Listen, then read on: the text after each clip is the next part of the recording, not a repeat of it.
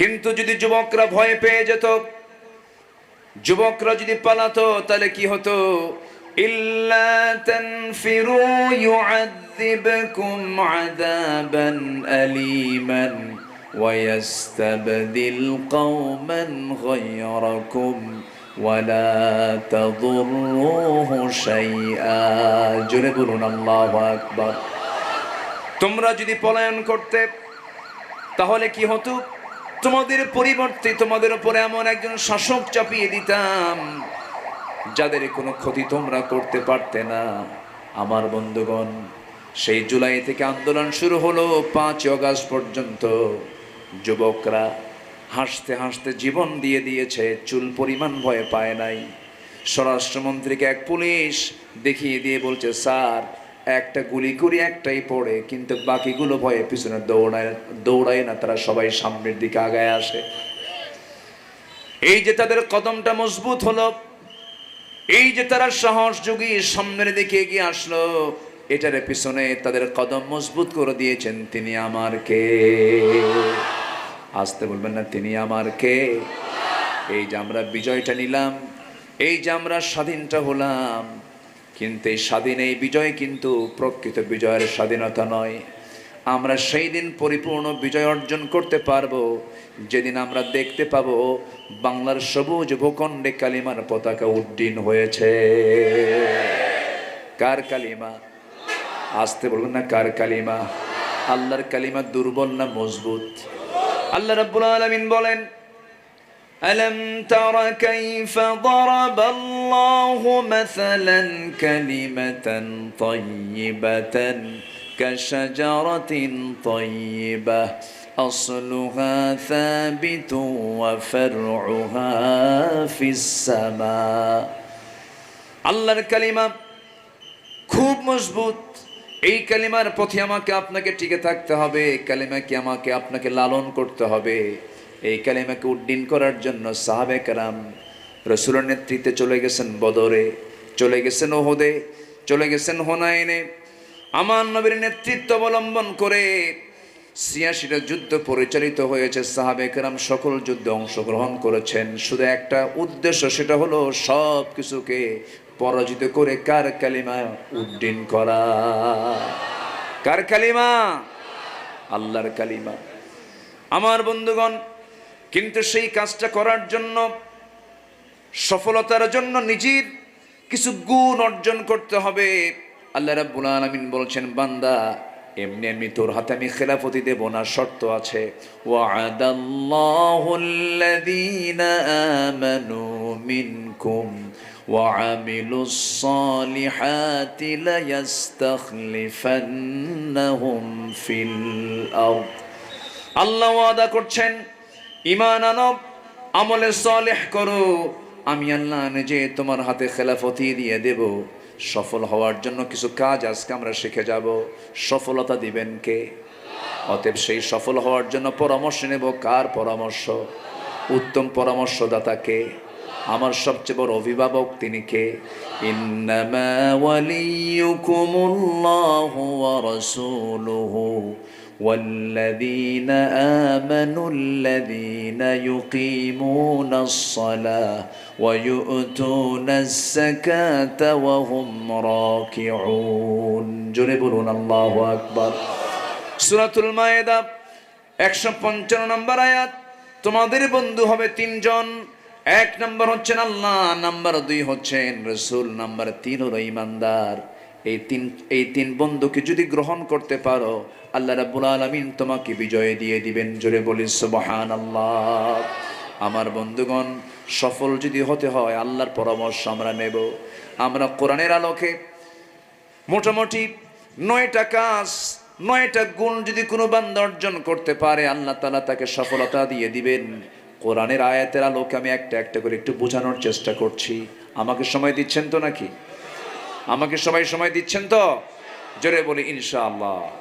Number 1, যেখান থেকে আমি তেলাওয়াত করেছি, সূরাতুল বুরুজ, মক্কায় নাযিল হওয়া সূরা, সবার জানা আছে। যারা পারেন ঠোঁট মিলে আমার সঙ্গে সবাই একসঙ্গে বলুন, ইন্নাল্লাযীনা আমানু ওয়া আমিলুস সালিহাত لهم جنات تجري من تحتها الأنهار ذلك الفوز الكبير জোরে বলুন আল্লাহু আকবার।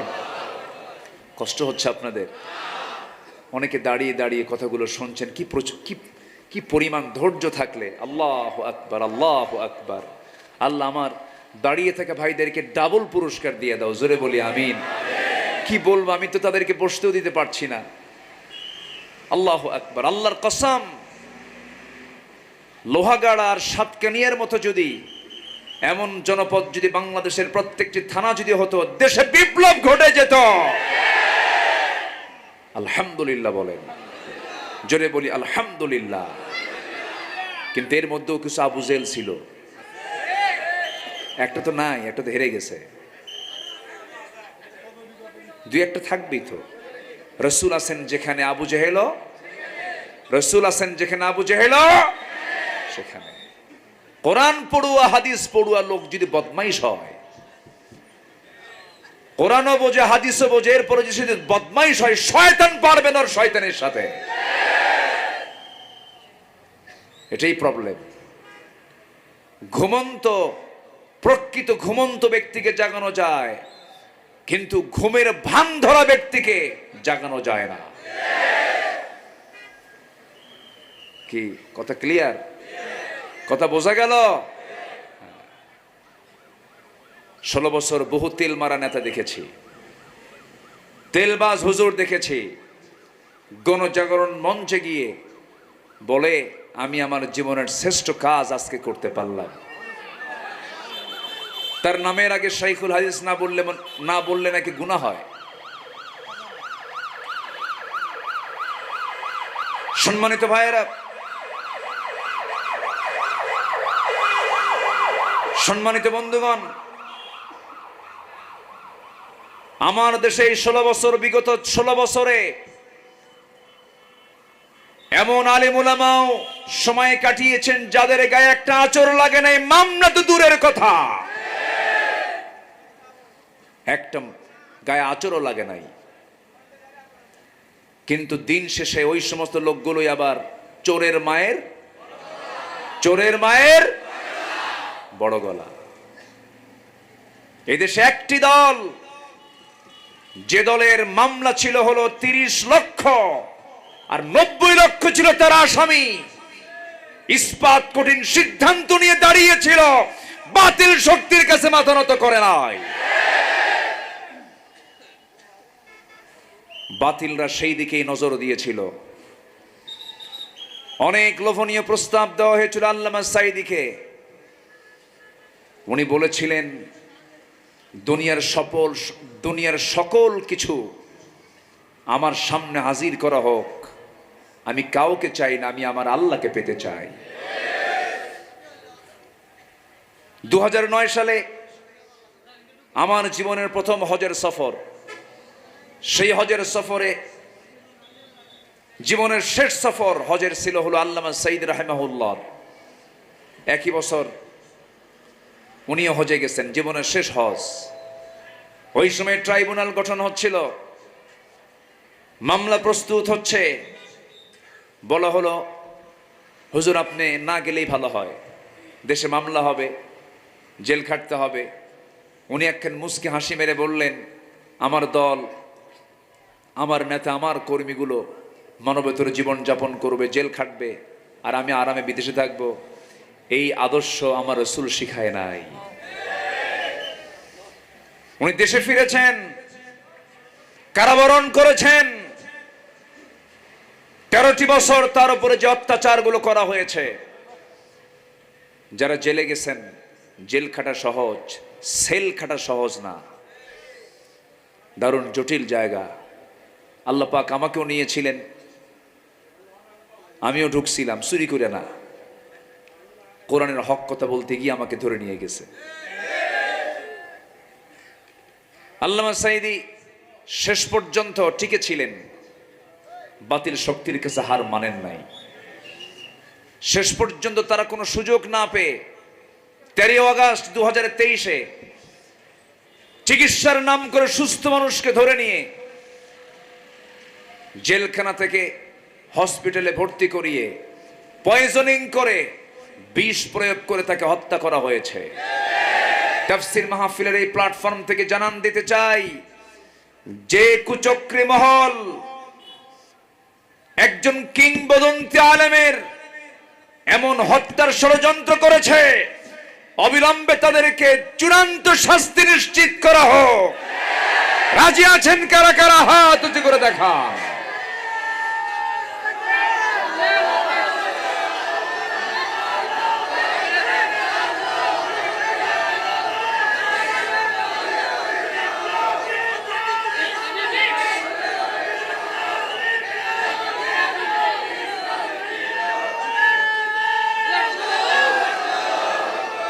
আল্লাহ কবুল করুন, জোরে বলি আমিন, আরো জোরে আমিন।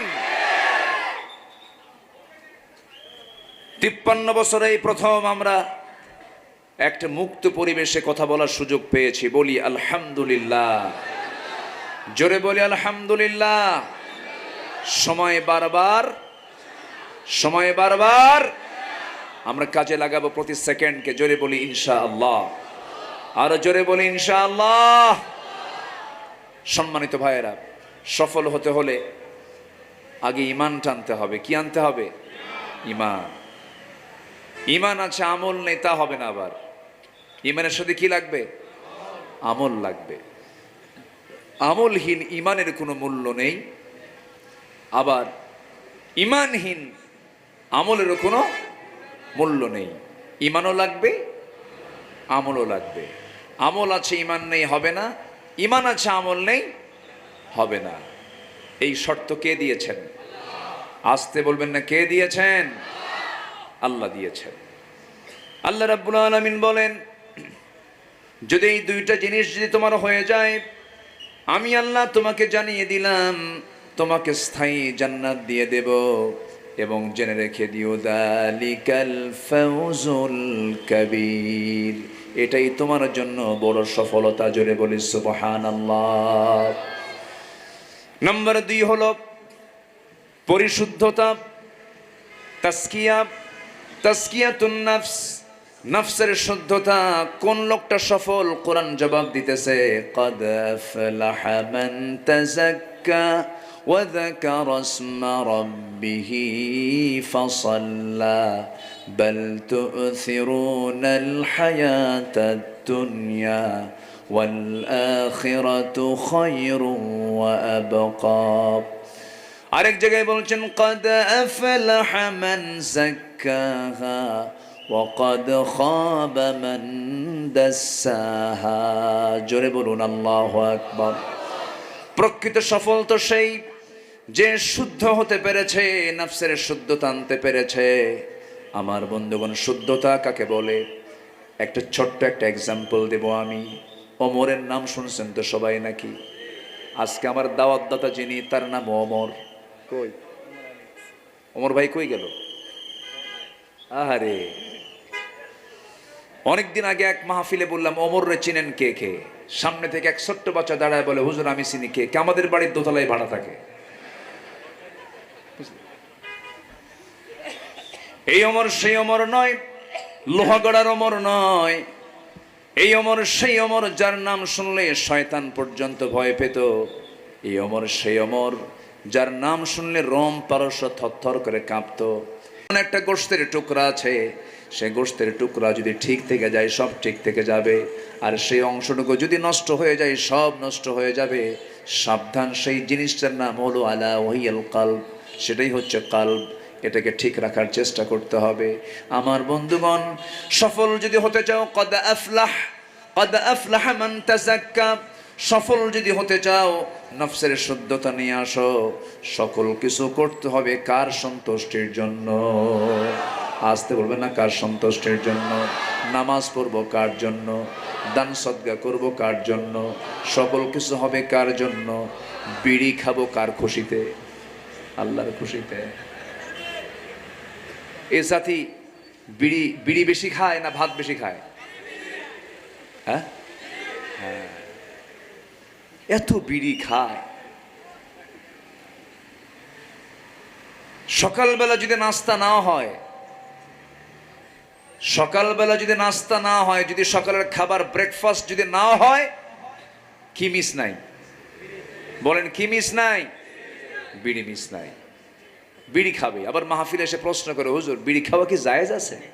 মানে উনি জায়েজের চেষ্টায় আছেন। বন্ধ তো দূরে থাক, কোন নেশা ইসলাম অনুমোদিত নয়। সকল নেশাই হলো হারাম। বলেন সকল নেশা কি? আরো জোরে, আরো জোরে, আরো জোরে।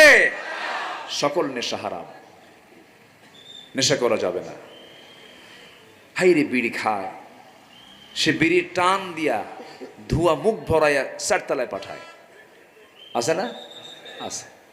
নেশা করা যাবে না। আল্লাহ তুমি নেশা থেকে বাঁচাও। এইদিকে আবার একটু দক্ষিণে গেলে, কক্সবাজারের দিকে গেলে আবার কিছু মান্না সালোয়া পাওয়া যায় নাকি, কি কব আমি ওটার নাম কি, কি কয় ওটার নাম কি? দানা দানা দানা।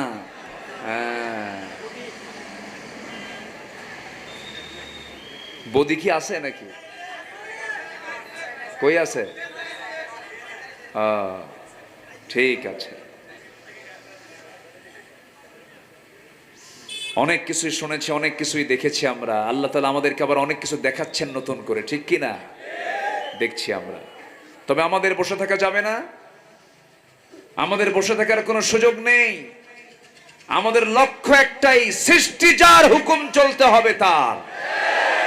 আমরা জমিনে কার আইন দেখতে চাই? কার আইন দেখতে চাই?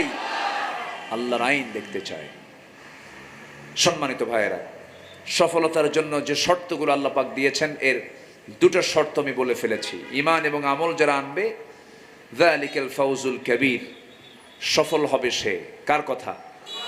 নাম্বার 2, ক্বাদ আফলাহা মান তাযাক্কা, সফল হবে সে যে নফসের শুদ্ধতা নিয়ে আসবে। যা করব কার জন্য? আসতে বলবেন না, কার জন্য? আল্লাহর জন্য।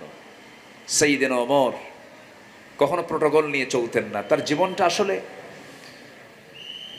মহাত্মা গান্ধীর মতো মানুষ বলেছেন, ভারতের স্বাধীনতার একজন বিশাল নায়ক শ্রী মহাত্মা গান্ধী, একজন হিন্দু ভদ্রলোক, তিনি বলতে বাধ্য হয়েছেন যে অশান্ত পৃথিবীকে শান্ত করার জন্য ওমরের মতো একটা শাসক বর্তমান দুনিয়াতে দরকার। এমনি বলেননি। সাইয়েদনা ওমর কি ছিলেন! আল্লাহু আকবার। মানুষ ঘুমায় রাতের বেলা, জাতি আরামে ঘুমাচ্ছে, নিরাপদে ঘুমাচ্ছে, আর সেই জাতিকে দেখার জন্য ব্যাকুল হয়ে ঘুরে ফিরে বেড়ান গোটাটা রাত ধরে। কোন খলিফা? ওমর। তাও প্রোটোকল নাই, সামনেও কাউকে লাগে না, পিছনেও কাউকে লাগে না, একাকি চলতেন তিনি ছোট্ট একটা লাঠি নিয়ে। মদিনার অলিতে গলিতে ঘুরে ঘুরে দেখতেন আমার নাগরিক, আমার জনগণগুলো কেমন আছে। মাঝে মাঝে সেজদায় পড়ে পড়ে কাঁদতেন, ছটফট করে কেঁদে কেঁদে বলতেন, অস্থির হয়ে বলতেন, আমার ভাইরা, ফোরাত নদীর তীরে একটা কুকুরও যদি অনাহারে মারা যায়, ইরাকে রাস্তার খারাপের কারণে যদি একটা উট তার পা ভেঙে যায়, কিয়ামতের দিন উটের পা কেন ভাঙলো, কুকুর কেন মারা গেল, এটার জন্য আমার আল্লাহর সামনে আমার জবাব দেওয়া লাগবে। অথচ এই 16 বছর কেমন করে মানুষগুলো মেরেছে, পাখির মতো গুলি করে মেরেছে। কি পরিমাণ হত্যা করেছে, কি পরিমাণ গুম করেছে। সর্বশেষ এই যে আমার সন্তানগুলো আন্দোলন করলো, মরে গেছে লাশ, সে লাশ সহ যে লাশগুলো ভ্যানের উপরে ছিল, ভ্যান সহ গাড়ি সহ পুড়ে সবগুলো ছাই বানায় দিয়েছে। আমার বন্ধুগণ আয়না ঘর বানিয়েছে, কি করে নাই? আমার বন্ধুগণ ওই ফেরাউন যেমন তার ক্ষমতাকে পাকাপোক্ত করার জন্য জীবন্ত মার পেট চিরে সন্তান বের করে মাকেও মেরেছে, সন্তানকেও মেরেছে, ঠিক তেমনি নিজের ক্ষমতাকে পাকাপোক্ত করার জন্য 16 বছর তারা হত্যার পর হত্যা করেছে।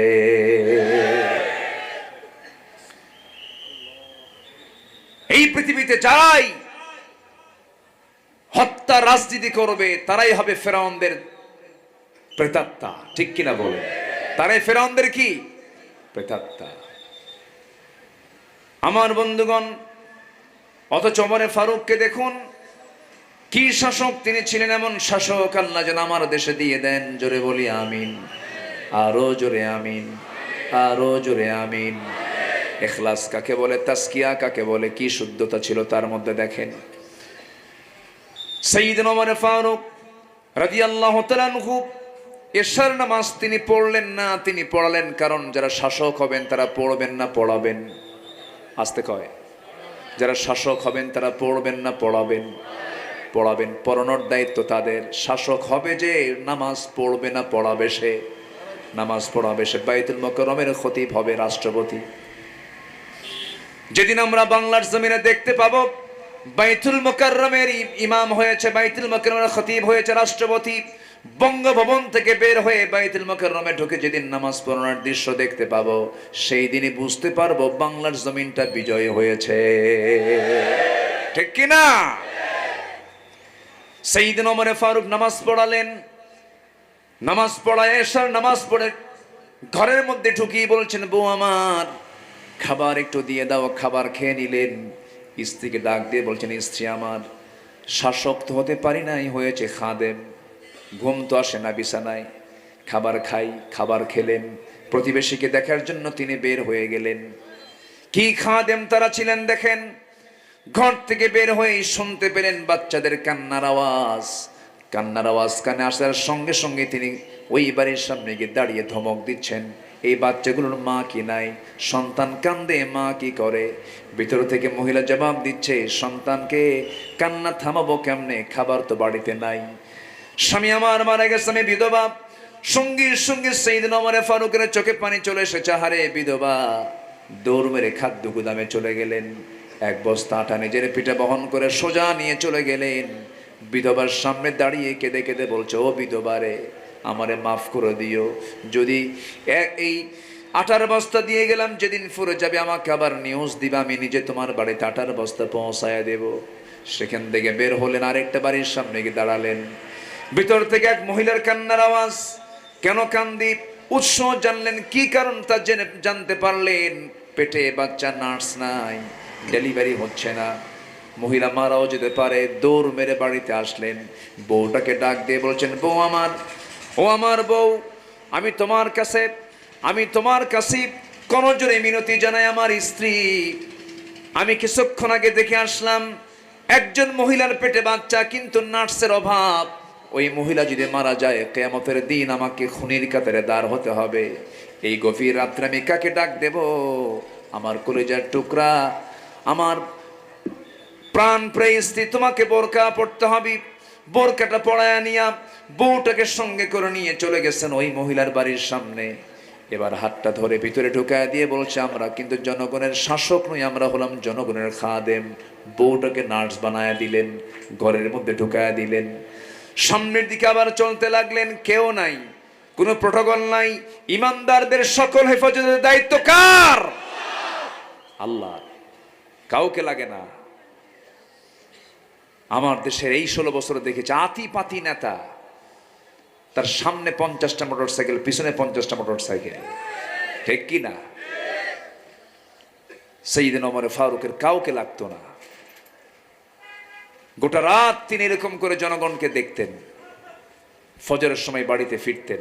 দিন দিন যায়, শুকে যান। তাকে বলা হলো, ওমর ফারুক শুকায় যান কেন? আমি কি শুকাই? আমার দায়িত্ব আমাকে শুকায় দেয়, আমার দায়িত্ব আমাকে অস্থির করে তোলে। চোখের পানি ফেলে ফেলে হাউমাউ করে কাঁদতেন। আল্লাহর কাছে বলতেন, আল্লাহ, আমার সকল খেদমতে কোনো যদি ভুল হয়, তুমি আল্লাহ আমারে মাফ করে দিও। আমার বন্ধুগণ, ভিতরে ইখলাস থাকতে হবে, নফসের ট্রিটমেন্ট করতে হবে, পরিশুদ্ধতা আনতে হবে, তাহলে আল্লাহ রাব্বুল আলামিন আমাদের সফলতা দিয়ে দিবেন। নাম্বার 3 হলো, সত্যবাদী যদি হতে পারো সফল হতে পারবে। মহান রাব্বুল আলামিন সুন্দর করে বান্দাকে সত্যবাদী হওয়ার জন্য বারবার বলছেন। আল্লাহ রাব্বুল আলামিন এক জায়গায় বলছেন, ইয়া আইয়ুহাল্লাযীনা আমানু তাকুল্লাহ ওয়া কুলু কাওলান সাদীদা। يصلح لكم أعمالكم ويغفر لكم ذنوبكم ومن يطع الله ورسوله فقد فاز فوزا عظيما জোরে বলুন আল্লাহু আকবার। সত্যবাদী হবে, মহাসফলতা দিবেন কে? আসতে বলবেন না, কে মহাসফলতা দিবেন? আল্লাহ দিয়ে দিবেন। নাম্বার 4 হলো তাকওয়া অর্জন করবে, তুমি মুত্তাকি হয়ে যাবে। মুত্তাকি যদি হতে পারো, আমি আল্লাহ তোমাকে সফলতা দিয়ে দেব। মাইয়ুতিইল্লাহা ওয়া রাসূলাহু ওয়া ইয়াখশাল্লাহ ওয়া ইয়াত্তাকিহি ফাউলাইকা হুমুল ফাইজুন। জোরে বলুন আল্লাহু আকবার। সূরাতুন নূর 52 নম্বর আয়াত। আল্লাহ রাব্বুল আলামিন বলছেন, যারা আমার আনুগত্য করবে, নবীর যারা আনুগত্য করবে, আল্লাহকে যারা ভয় করে চলবে এবং তাকওয়ার নীতি যারা অবলম্বন করবে, ফাউলাইকা হুমুল ফাইজুন, এরাই হলো বড় সফল। জোরে বলি সুবহানাল্লাহ। আমার বন্ধুগণ, নাম্বার 5 হলো ধৈর্যশীলতা। ধৈর্যের পরিচয় যারা দেবে তাদেরকে আল্লাহ পাক মহাসাফল্য দান করবেন।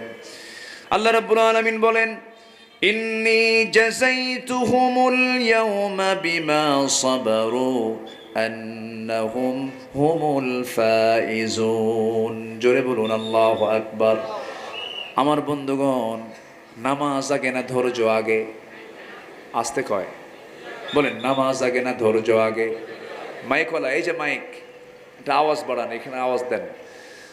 নামাজ আগে না ধৈর্য আগে? ধৈর্য আগে। বিয়া আগে না ধৈর্য আগে? হ্যাঁ, কিছুই কয় না। বিয়া আগে না ধৈর্য আগে? আচ্ছা, আমি জানি আপনি খান নাই, একটু ক্ষুধা লাগছে। জি, কথা বললে প্রচন্ড ক্ষুধা হয়। আমার শরীয়ত ভাইকে অনেকক্ষণ আটকে রাখছিলাম, যে আবার আসবেন তিনি, বসেন। বলেন তো সবাই, বিয়া আগে না ধৈর্য আগে? ধৈর্য আগে। দেখেন না, বিয়ে শাদী কইরা দুবাই চলে গেছে বউ থুইয়া। বউটা দেশে কত কষ্টে থাকে। হ্যাঁ, যিনি প্রবাসে থাকেন তিনিও কষ্ট করেন। মোবাইলে ভিডিও কল দিয়ে কথা বলতে বলতে মোবাইলের মধ্যে মারামারি শুরু হয়ে গেছে। মোবাইলে আবার চূড়ান্ত কথা, রাগের ঠেলায় তালাক তুলাক দিয়ে আমাদের বলে, হুজুর কাম তো সারছে কি, মোবাইলে 100 তালাক দিছি। মোবাইলে তালাক দিছে কয়টা? তালাক কি 100 না? তালাক মাররাতান। আল্লাহ তাআলা তালাকের মাসআলা জানার জন্য, তালাকের জ্ঞান নেওয়ার জন্য আল্লাহ তাআলা একটা সূরার নামকরণ করেছেন, সূরাতুত তালাক।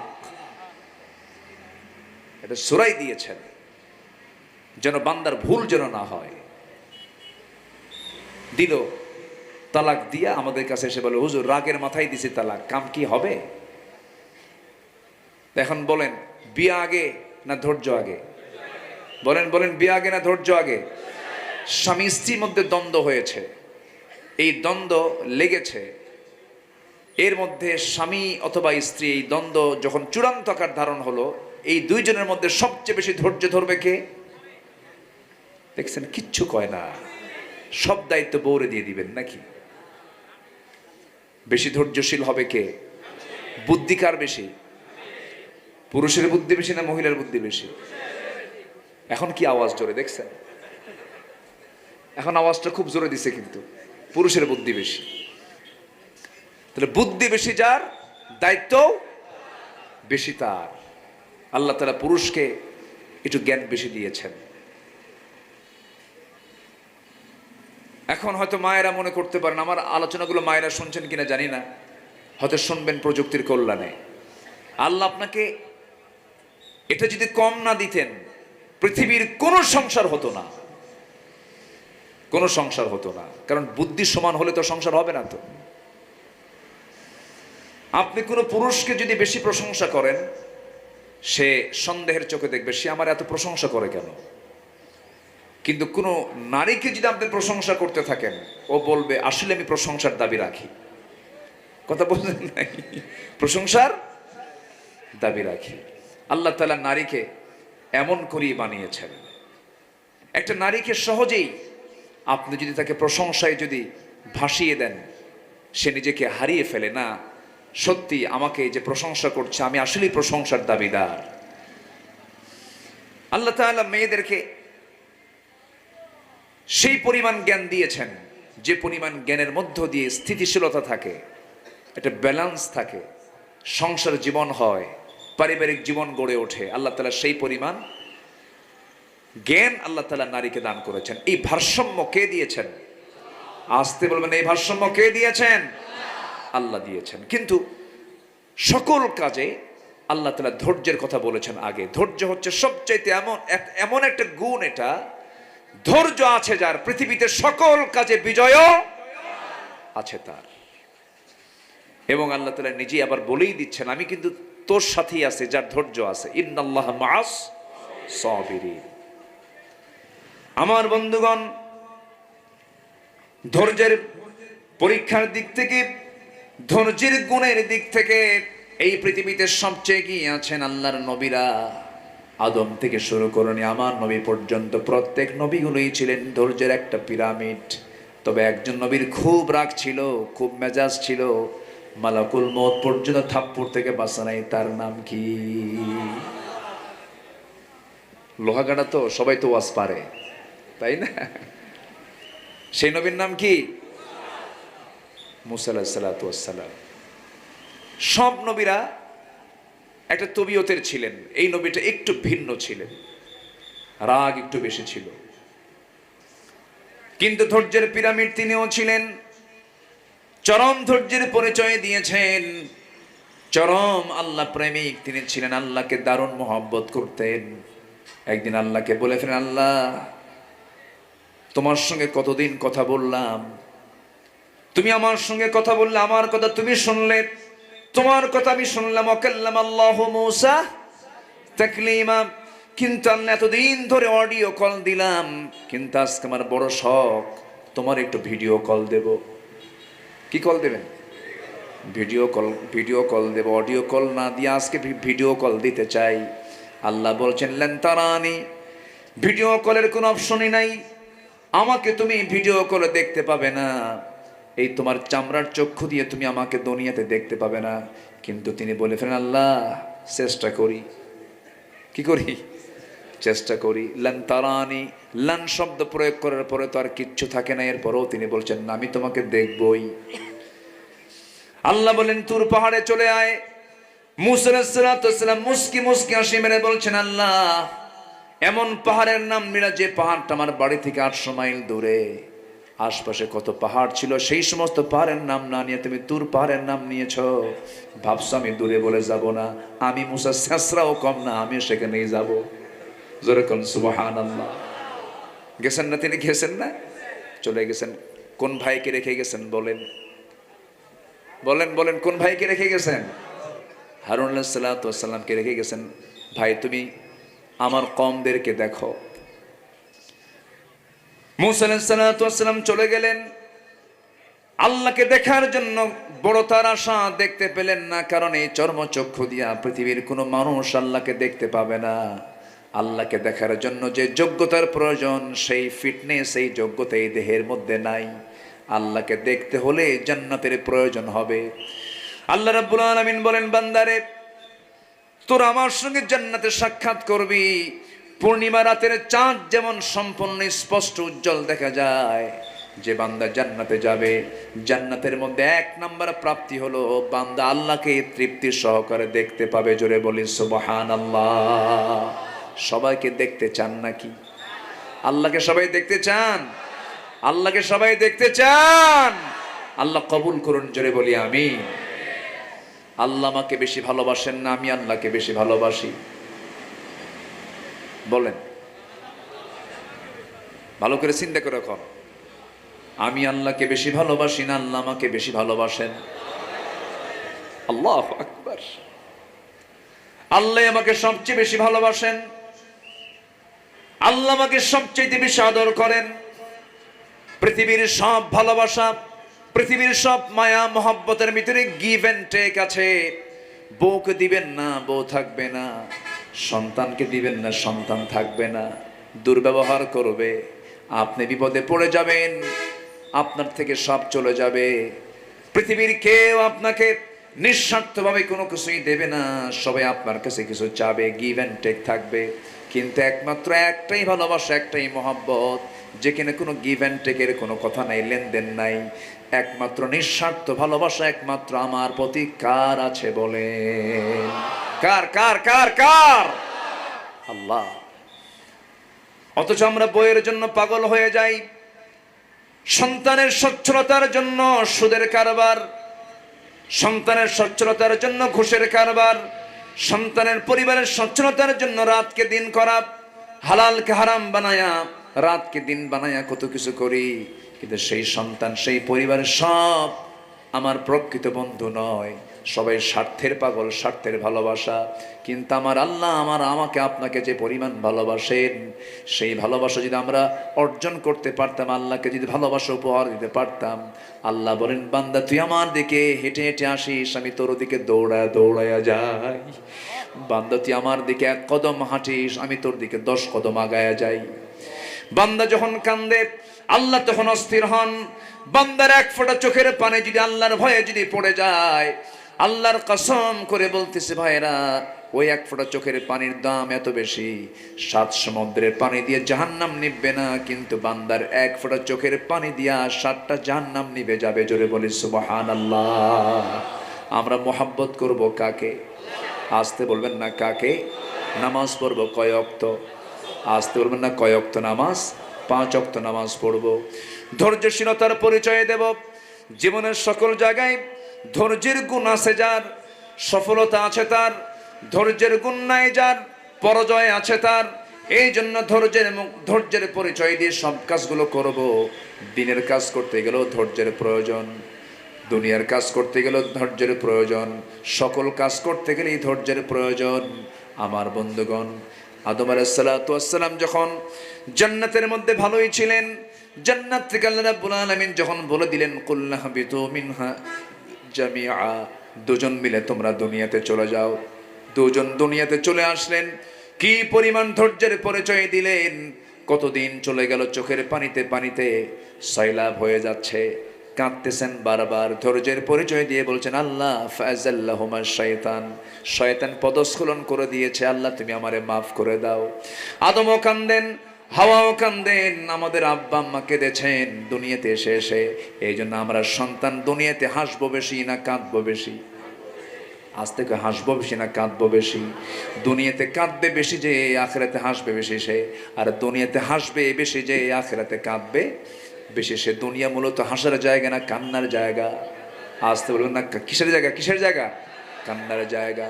আদম আলাইহিস সালাতু ওয়াস সালাম যে দোয়া করেছেন, তার স্ত্রীকে নিয়ে, আম্মাকে নিয়ে যে দোয়াটা করেছেন, সবাই আমার সঙ্গে ঠোঁট মিলিয়ে মিলিয়ে বলুন, রব্বানা যালামনা আনফুসানা ওয়া ইল্লাম তাগফির লানা ওয়া তারহামনা লানাকুনান্না মিনাল খাসিরিন। আমাদের জাতির পিতা ইব্রাহিম আলাইহিস সালাতু ওয়াস সালাম কি ধৈর্যের পরীক্ষা দিয়েছেন, কি পরীক্ষা না তার জীবনে এসেছে। জন্ম থেকে নিয়ে মৃত্যু পর্যন্ত শুধু পরীক্ষার পরীক্ষা, একটা না একাধিক পরীক্ষা, অনেক পরীক্ষা করা হয়েছে। সমস্ত পরীক্ষায় তিনি ফার্স্ট ক্লাস ফার্স্ট হয়েছেন, কখনো ফেল মারেন নাই। ওয়া ইযি বাতালা ইব্রাহিম রাব্বুহু বিকালিমাতিন ফাতাম্মাহুন, প্রত্যেকটা পরীক্ষায় তিনি পাশ করেছেন। আমার বন্ধুগণ, ইব্রাহিম আলাইহিস সালাতু ওয়াস সালামের সবচাইতে বড় পরীক্ষা ছিল, সেই পরীক্ষা সবার কম বেশি জানা আছে। একজন নবীকে আগুনে পুড়ে মেরে ফেলার সিদ্ধান্ত হয়েছিল, সেই নবীর নাম কি বলেন? বলেন সেই নবীর নামটা কি বলেন? ইব্রাহিম আলাইহিস সালাম কি অপরাধে তাকে আগুনে পুড়ে মারার সিদ্ধান্ত নেওয়া হয়েছিল, সে অপরাধটা আজকের সমাজেও আছে না নাই? আসতে বলবেন না আছে না নাই? আছে। ইব্রাহিম আলাইহিস সালাম তিনি মূর্তি রেখেছেন না মূর্তি ভেঙ্গেছেন? আসতে কয়, আসতে কয়। মূর্তি রেখেছেন না মূর্তি ভেঙ্গেছেন? কিন্তু তার সন্তান আমরা বাড়ির ড্রয়িং স্পেসে জায়গায় জায়গায় মূর্তি ভাঙ্গি না মূর্তি রাখি। এটা কেন হবে? মারাত্মক অপরাধ এটা, শিরকের গুনাহ করা যাবে না। ইব্রাহিম আলাইহিস সালাম শিরক উৎখাত করার জন্য দুনিয়াতে এসেছিলেন। কোনো মূর্তির স্থান তার কাছে ছিল না। তিনি জানতেন এই কাজটা করলে পরে রাষ্ট্রীয় শক্তি আমার বিরুদ্ধে খেপে যাবে, কিন্তু মূর্তিটাকে সহ্য করতে পারলেন না। মূর্তিগুলোকে ভেঙ্গে যখন চুরমার করে ফেললেন, আগুনে ফেলার সিদ্ধান্ত হয়ে গেল। ইব্রাহিম আলাইহিসসালাম হাসি মুখে বরণ করে নিলেন, আগুনে তোমরা নিক্ষেপ করো, বাতিল শক্তির কাছে মাথা নত করবো না। ধৈর্য আছে না নাই? আসতে বলবে না, ধৈর্য আছে না নাই? ধৈর্য আছে। সবাই মিলে পরামর্শ দিলে, ইব্রাহিম তুমি মাফ চেয়ে নাও, ক্ষমা চেয়ে নাও, রাষ্ট্রপতির কাছে তুমি আত্মসমর্পণ করো, ক্ষমা চেয়ে নাও, তোমাকে ক্ষমা করে দেওয়া হবে। ইব্রাহিম আলাইহিস সালাম বললেন, একমাত্র আত্মসমর্পণ করব তার কাছে। ইন্না সালাতি ওয়া নুসুকি ওয়া মাহইয়ায়া ওয়া মামাতি লিল্লাহি রাব্বিল আলামিন। আমার জীবন, আমার মরণ, আমার সব কিছু কার জন্য বলেন? আসতে বলবেন না, কার জন্য বলেন? ইব্রাহিম আলাইহিসসালামকে যখন আগুনে নিক্ষেপ করা হলো, তিনি নিজের চোখে দেখতে পেলেন বাপ পর্যন্ত সহযোগিতা করে তাকে আগুনে ফেলে দিল। আল্লাহকে বলছেন, আল্লাহ এই পৃথিবীর বুকে সন্তান যদি বিপদে পড়ে যায়, অন্তত বাপটা তার সাথে আসে, তার পক্ষে কাজ করে। আজকে আল্লাহ তোমার কাছে প্রার্থনা করলাম, আমার বাপটা পর্যন্ত আমার বিরোধী হয়ে আমাকে আগুনে ফেলতে চায়। আল্লাহ তুমি এত বড় বিপদ থেকে তুমি আমাকে বাঁচাও। ও আল্লাহ, তোমার মুসিবত থেকে তুমি আল্লাহ আমাকে বাঁচাও। আল্লাহ তারা দোয়া কবুল করলেন, আগুনের টুকরা হয়ে গেছে আল্লাহর পয়গম্বরের জন্য জান্নাতের টুকরা। জোরে কোন সুবহানাল্লাহ। তিনি আল্লাহর কাছে দোয়া করেছিলেন কি? সবাই বলেন, রব্বানা তাকাব্বাল মিন্না ইন্নাকা আনতাস সামিউল আলিম ওয়া তুব আলাইনা ইন্নাকা আনতাত তাওয়াবুর রহিম। আমার বন্ধুগণ, আরেকজন পয়গম্বর 18 বছর ধরে রোগাক্রান্ত ছিলেন। 3 দিন রোগ হলে, জ্বর হলে পরে অনেকের মাথা খারাপ হয়ে যায়, বলে ফেলে আল্লাহর চোখ আসলে কানা হয়ে গেছে, আমারে দেখেই না। এরকম আছে না? বলেন তো, আছে। কিন্তু আল্লাহর পয়গম্বর কোন পয়গম্বর বলেন তো? বলেন কে কে কে? 1 বছর না 18 বছর? 1 মাস না 18 বছর? একটানা 18 বছর ধরে রোগাক্রান্ত হয়ে পড়েছিলেন। গোটা গায়ে দুর্গন্ধ হয়ে গেছে, পোকে লেগে গেছে, কেউ তার পাশে থাকতে পারে না। কিন্তু একটা বারের জন্য মনক্ষুণ্ণ হলেন না, ধৈর্যের পিরামিড হয়ে থাকলেন। কি পরিমাণ ধৈর্যের পরিচয় দিলেন! সবশেষ বললেন, রব্বিয়ান্নি মাসসানিয়াদ দুরু ওয়া আনতা আরহামুর রাহিমিন। আল্লাহর কাছে প্রার্থনা করলেন, আল্লাহ প্রার্থনা মঞ্জুর করে দিলেন। একদিন বলে ফেলেন, আল্লাহ আমার ঘাগুলো সব জায়গায় পৌঁছে যাক, কিন্তু আমার জিহ্বা পর্যন্ত ঘা না আসুক, তোমার নামের জিকির করব কেমনে? আল্লাহ বলছেন, ও আমার আইয়ুব, তোমার দোয়া আজকে আমার কবুল হয়ে গেছে, আমি তোমার সব কিছু কবুল করে নিয়েছি। জোরে কোন সুবহানাল্লাহ। আল্লাহ তাকে সুস্থ করে দিলেন। আরেকজন পয়গম্বর সমুদ্র বক্ষের ভিতরে প্রায় 40 দিন ছিলেন মাছের পেটে। কোন নবী বলেন? কোন নবী বলেন? ইউনূস আলাইহিস সালাতু ওয়াস সালাম মাছের পেটে ছিলেন। সেই নবীজি যখন বিপদে পড়ে গেলেন, সেই বিপদে পড়ে কার জিকির করেছেন?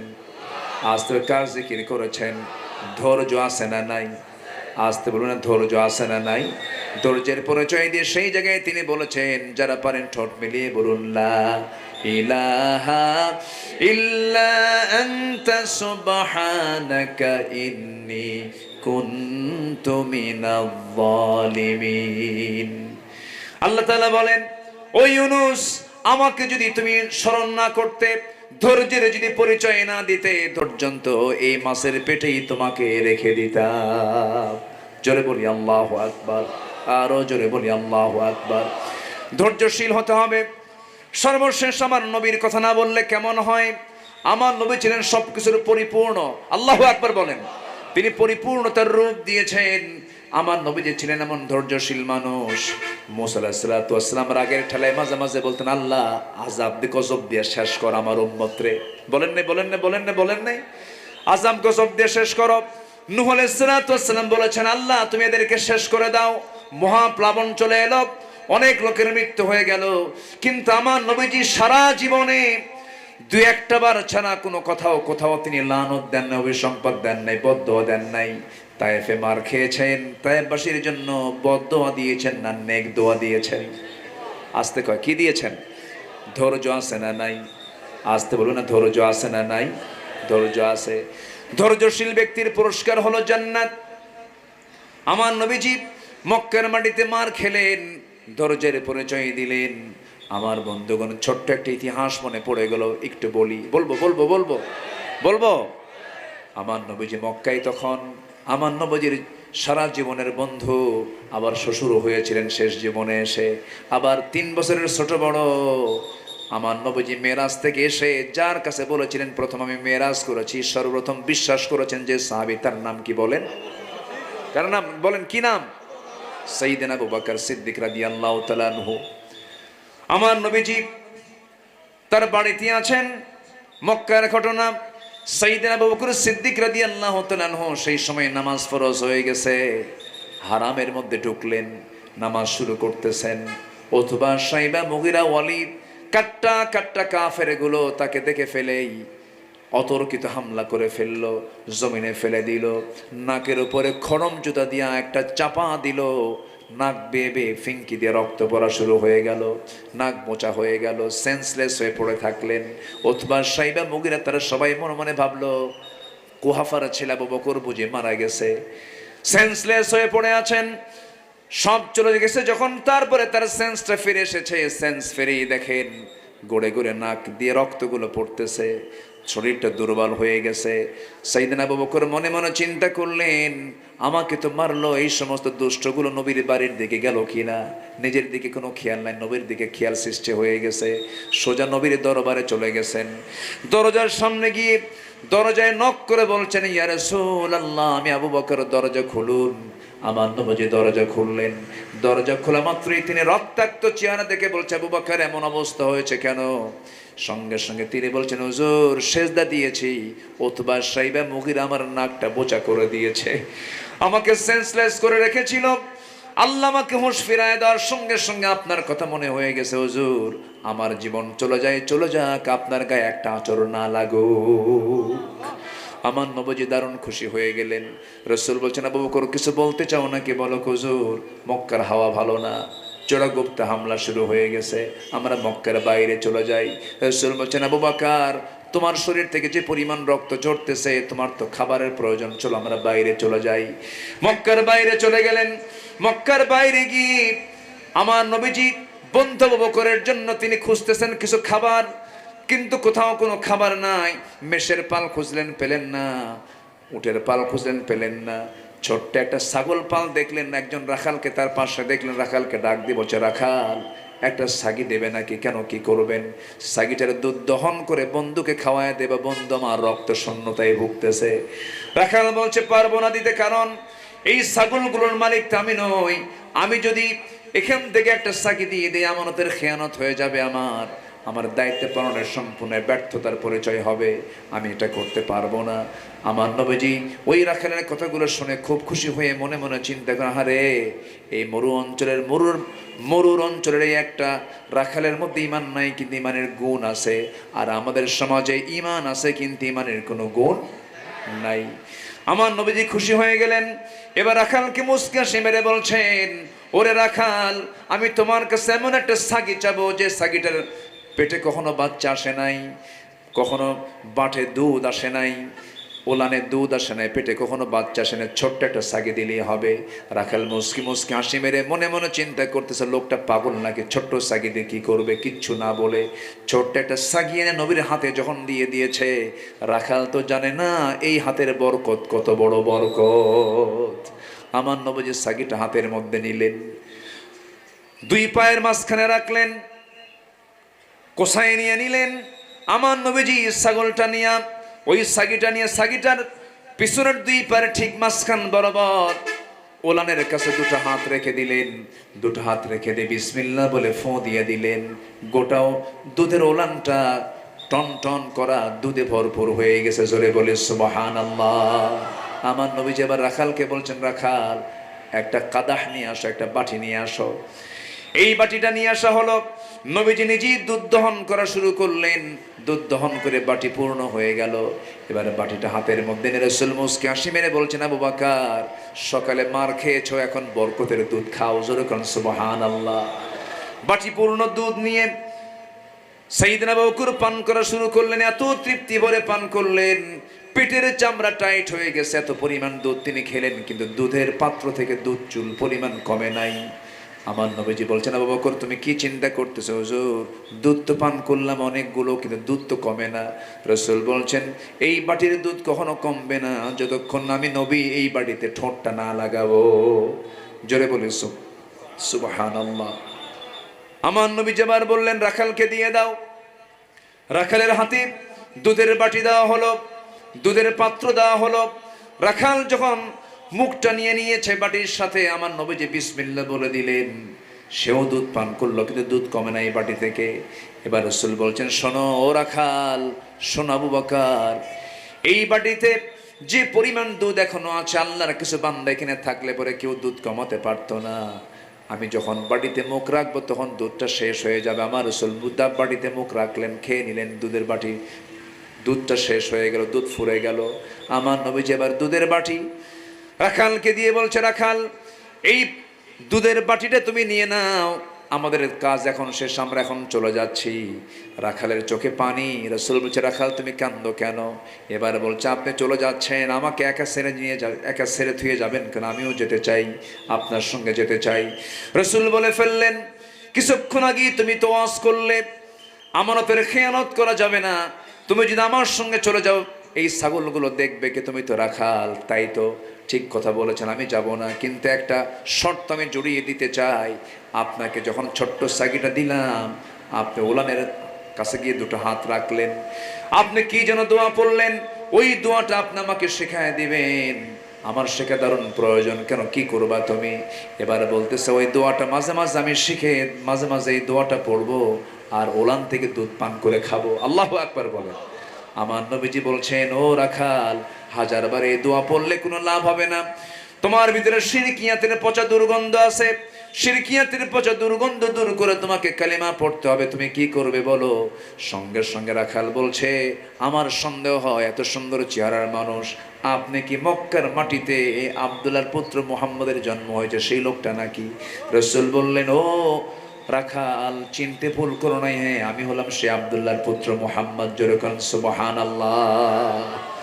রাখাল হাতটা গায়ে দিল, নবীজি হাতটা বাড়ায়া দিলেন, কালিমা পড়ায়া দিলেন। ওই রাখাল সেই রাখাল, যে রাখাল তার নাম হলো আব্দুল্লাহ ইবনে মাসউদ রাদিয়াল্লাহু তাআলা আনহু। আমার নবীর যত জ্ঞানী মুহাদ্দিস ছিলেন, জ্ঞানী মুফাসসির ছিলেন, তার মধ্যে অন্যতম একজন ছিলেন হচ্ছেন আব্দুল্লাহ ইবনে মাসউদ রাদিয়াল্লাহু তাআলা আনহু। রাসূল তাকে কালিমা পড়ায়া দিলেন। আমার বন্ধুগণ, এই যে আমার নবীজির ত্যাগ, আমার নবীজির ধৈর্য, ধৈর্য আছে যার পুরস্কার আছে তার, ধৈর্যহীন হলে পরে কোনো পুরস্কার পাওয়া যাবে না। এই জন্য আমার বন্ধুগণ, ধৈর্য নিয়ে আমরা সমস্ত কাজগুলো করব। জোরে বলি ইনশাআল্লাহ, আরো জোরে বলি ইনশাআল্লাহ। সফল হতে হলে 9টা কাজ আজকে আমরা কোরআন আলোকে শিখে যাব। নাম্বার 1 আমরা শিখে নিয়েছি হলো, নাম্বার 1 হলো ঈমান এবং নেক আমল। নাম্বার 2 হলো তাজকিয়াতুন নফস, পরিশুদ্ধতা। নাম্বার 3 হলো সত্যবাদী হওয়া। নাম্বার 4 হলো তাকওয়া অর্জন করা। নাম্বার 5 হলো ধৈর্যশীলতা। নাম্বার 6 হলো জীবনের সকল জায়গায় আনুগত্য হবে একমাত্র কার? আসতে বলবেন না কার? আরো জোরে কার? আনুগত্য হবে দুজনের। মূলত দুজনের আমরা আনুগত্য করব। আল্লাহ রাব্বুল আলামিন বলছেন, ওয়া মাইয়ুতিইল্লাহা ওয়া রাসূলাহু ফাকাদ ফাযা ফাওজান আযীমা।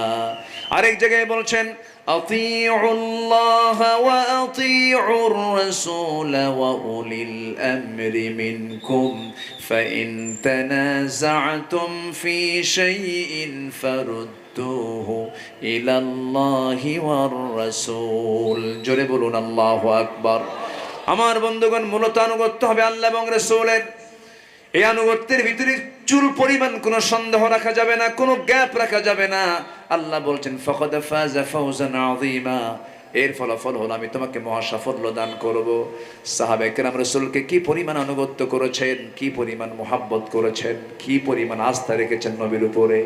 যুগে যুগে সাহাবীরা রাসূলকে মোহাব্বত করে আনুগত্য করে তা বুঝায় দিয়েছেন। আল্লাহ পাক আমাদের সবাইকে নবীর প্রতি মোহাব্বত রাখার তৌফিক দান করুন। আরো জোরে বলি আমিন, আরো জোরে বলি আমিন, আরো জোরে বলি আমিন।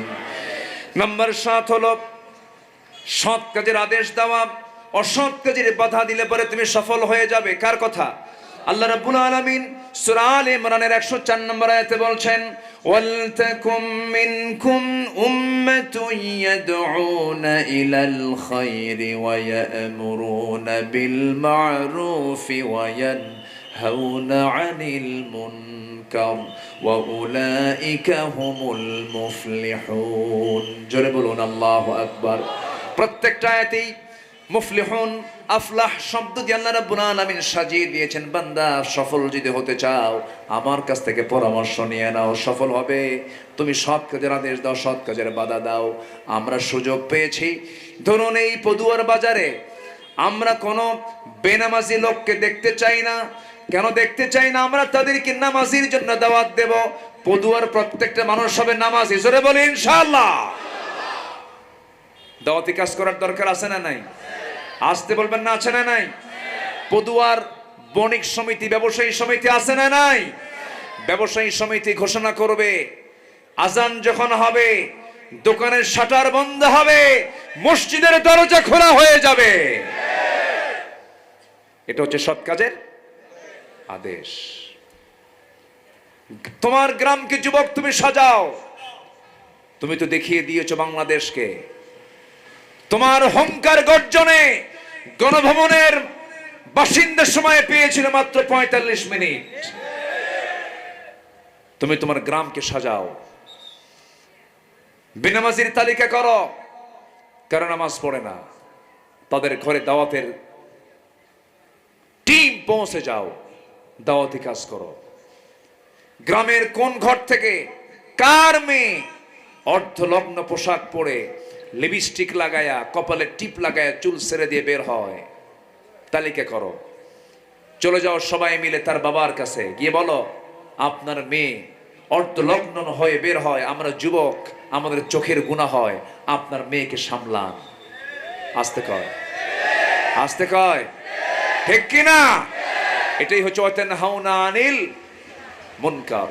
এরকম করে করে যদি আমি আমার গ্রাম, আমি আমার পরিবার, আমি আমার ব্যবসা, আমার কর্মক্ষেত্র, প্রত্যেকটা জায়গায় যদি আমার দাওয়াতি কাজের মধ্য দিয়ে যদি আমি যদি পরিবর্তন আনতে পারি, আগামীর দেশ হবে ইসলামের দেশ।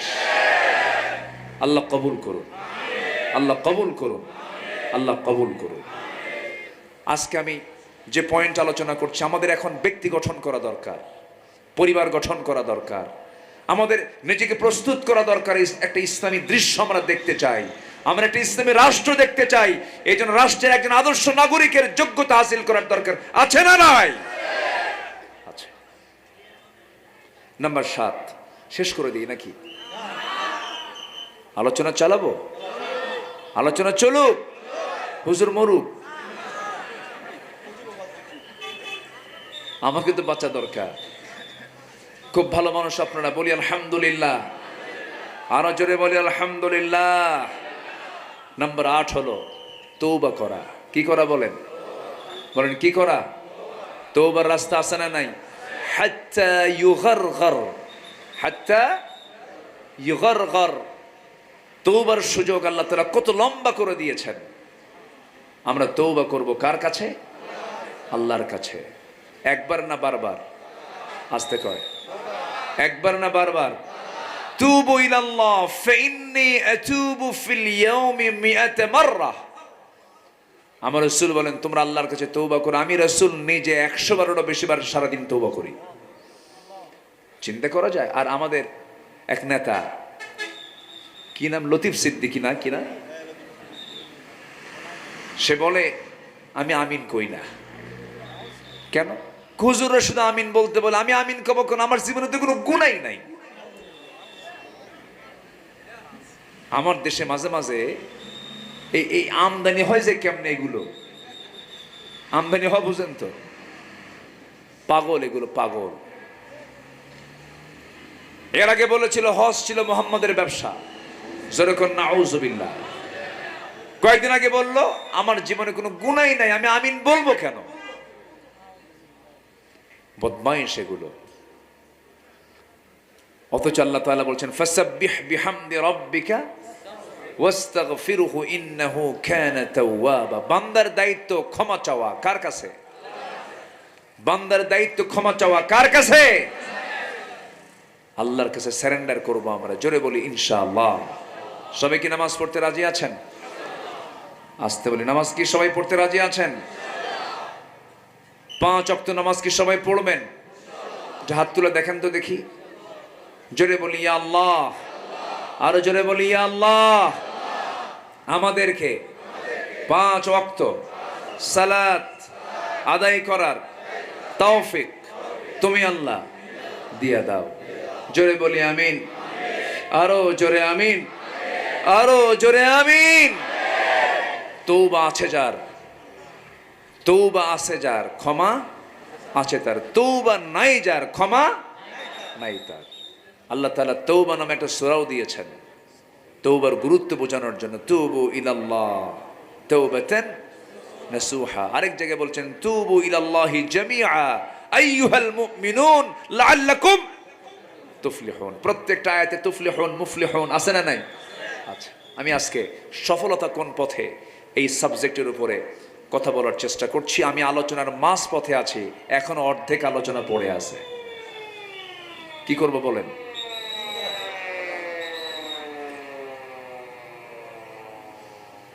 আগামীতে এই মাহফিলটা আমরা দেখতে চাই। একটু ভিতরের দিকে জায়গা নাই?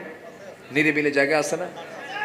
মাঠ আছে তো, মাঠে করবেন। আর ঝুঁকিপূর্ণ তো, যে জোরে গাড়িগুলো যায়, হঠাৎ করে একটা ভাই যদি নিচে পড়ে যায় মাহফিলে এসে, এটা আমাদের জন্য ঝুঁকিপূর্ণ মনে হচ্ছে। আমি ভাবতেছি যে তাড়াতাড়ি শেষ করে দিই নাকি? 12টা বাজে যে হিয়া হাত্তা মাতলাইল ফজর।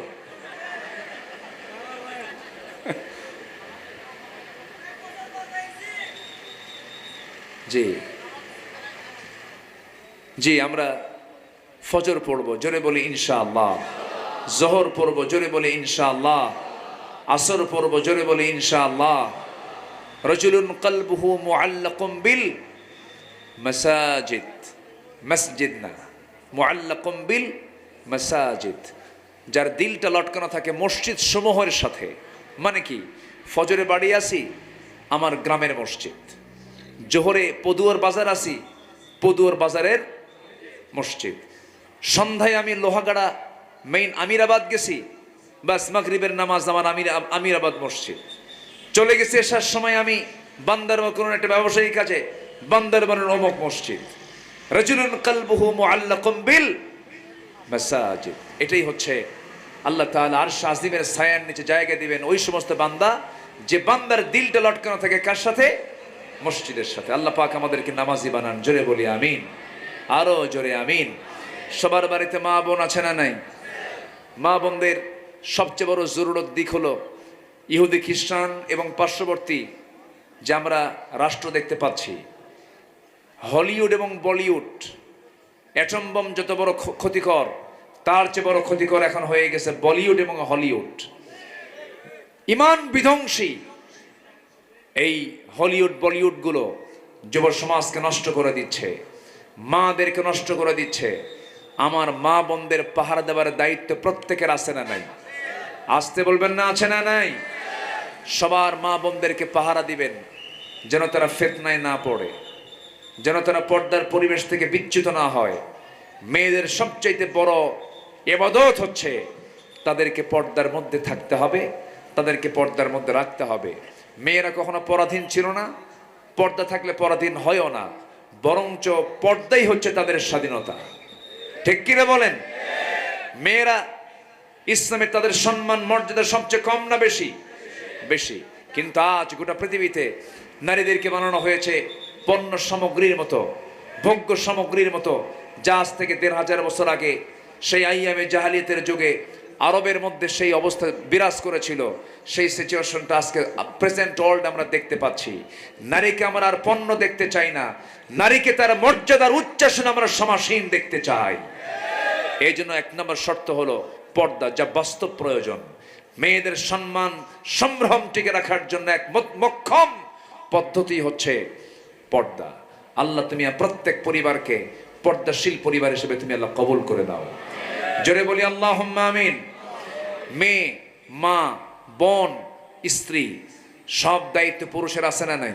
আছে। আমরা খেয়াল করার চেষ্টা করব, সেই তৌফিক সবাইকে আল্লাহ পাক দান করুন। জোরে বলি আল্লাহুম্মা আমিন। আমি আর কথা বাড়াবো না, আর একটা পয়েন্ট বলেই, 9টা পয়েন্টের কথা বলেছিলাম, 12টাও বেজে গেছে। সর্বশেষ সফল যদি হতে চাও, আল্লাহ তাআলা সূরা মুমিনুন দিয়েছেন। সূরা মুমিনুনের প্রথম 10টা আয়াত তোমরা ফলো করো। আল্লাহ তাআলা বলছেন কদ আফলাহাল মুমিনুন। যেরকম আল্লাহু আকবার। মুমিনরা বিফল না সফল? মুমিনরা বিফল না সফল? কদ আফলাহাল মুমিনুন। কিন্তু কাফের কি সফল? মুনাফিক কি সফল? না। সফল কারা? মুমিন সফল। কোন মুমিন? যার মধ্যে মুমিনের গুণগুলো থাকবে, ঈমানের গুণগুলো থাকবে। 1 নম্বর হলো 5 ওয়াক্ত নামাজ। কয় ওয়াক্ত নামাজ? 5 ওয়াক্ত নামাজ। আল্লাহ পাক সবাইকে আদায় করার তৌফিক দান করুন। অনেক কথা বলে ফেলেছি, যতটুকু হয়েছে আমরা বলে ফেলি আলহামদুলিল্লাহ। জোরে বলি আলহামদুলিল্লাহ। যে যেখানে আছেন সুন্দর করে বসে যান, নামাজের সুরতে বসে যান। আমরা চাইবো কার কাছে? আমরা চাইবো কার কাছে? আল্লাহর কাছে। আপনি দোয়া করে দেন। হ্যাঁ।